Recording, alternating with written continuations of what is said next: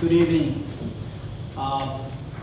China is a big country, most populous country, and actually it is nowadays it's an elephant in everybody's living room. You read about China every day from the major newspapers, but you rarely read stories about the human rights situation in China. Why? So Chinese government does everything possible to project the image to the whole world as world power, a benign world power, and will peacefully rise. But you rarely see another China which consists of more than 1 billion people who are just whose rights, basic rights, are disregarded by their government.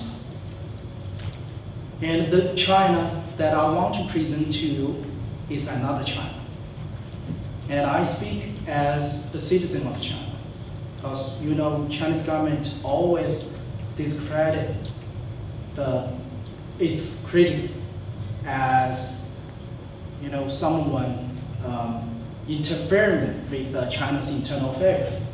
I speak as a citizen of China to voice the concerns of the people of China, the concerns that must be heard by international community, by the students at NYU, especially must be heard by the United Nations. Because the people of China are misrepresented by their unelected government in the world body, not only in the world body, in the media and everywhere. And nowadays, many democracies, even the leading democracies, powerful democracies, are afraid of China's economical power, afraid of angering China. So they make little or no effort to push on human rights bilateral with China. And the UN mechanism, because it is a body of states, provide opportunities for democracies to come together to confront China on its human rights record collectively. With a lawful right, you have a right to vote whether China should be on the Human Rights Council. And without being accused of unilaterally interfering with China's internal affairs. Such an opportunity will come up in 3 weeks when the General Assembly will vote to choose new members for its Human Rights Council.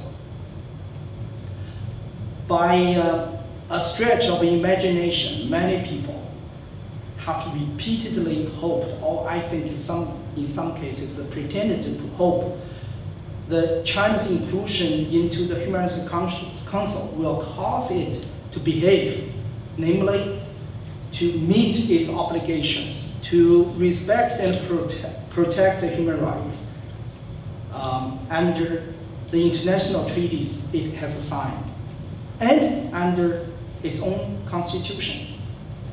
But China's record, both domestic human rights situation, human rights record, and its record of its service, prior service on the council, have proved just the opposite. And we know China got re-elected 3 years ago. And during the 3 years, China committed thousands of human rights violations, but just to name a few. A peaceful Uyghur scholar was sentenced to life imprisonment in 2014. The Tibetan spiritual leader, Tenzin Dalai Rinpoche, died of torture in China's prison in 2015. The number of the Tibetan self-immolations has climbed to 145 from 122 during the 3 years. Overall, in past 2 years, the Xi Jinping regime waged an attack on China's civil society on the scale and ferocity unseen in 2 decades, with more than 320 human rights lawyers and activists harassed, arrested, tortured, and disappeared.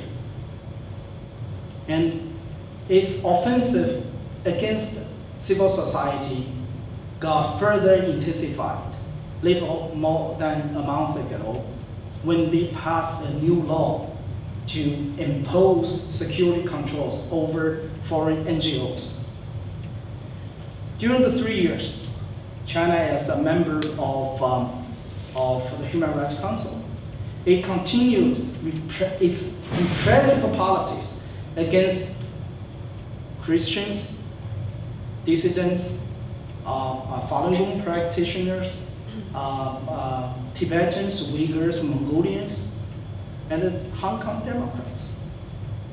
It continued not only to deny any wrongdoing with the Tiananmen Square massacre, but also to suppress, to repress those who dare to expose the truth of the universally condemned tragedy and to commemorate the victims.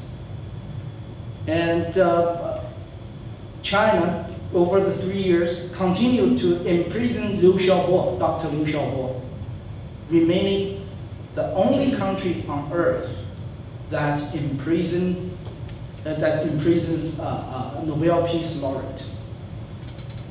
So look at this record. It's difficult for any reasonable person to overlook the recent human rights record in China, or to find an excuse to put China once again on the Human Rights Council. By any sensible standard, voting to put China on the Human Rights Council would be like picking the fox to guard the hen house while he was still wiping feathers off his mouth from his last meal. So the opportunity will come up for democracies. I urge democracies will come together to take collective action to confront these worst human rights abusers. We know a candidate needs to get 97 votes at the General Assembly to get elected. How many democracies we have in the world? 123, 125, around 125. If every democracy cast a principal vote, China, the chances for China will be 0. So here, I think, as a student, as a citizens of democracies, we have to hold our government accountable about what we do in United Nations. So we urge every democracy, especially leading democracies like the US and Canada, France, UK, and Germany, to openly cast vote in the election, so that the people at home can hold them accountable, can scrutinize what they do. And I urge them not to humiliate their great countries and great people, to say no to the world's worst human rights abusers like China. Thank you.